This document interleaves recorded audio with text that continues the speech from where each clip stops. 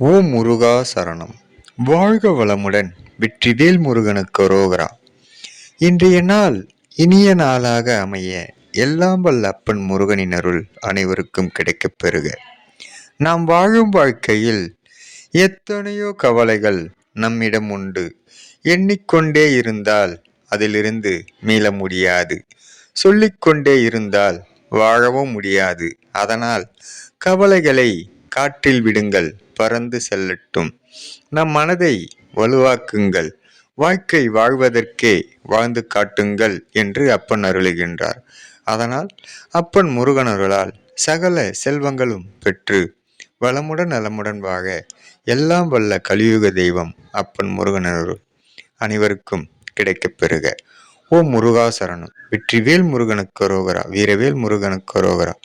முருகனின் மகன் ரவி முருகன். ஓம் முருகா சரணம் சரணமே.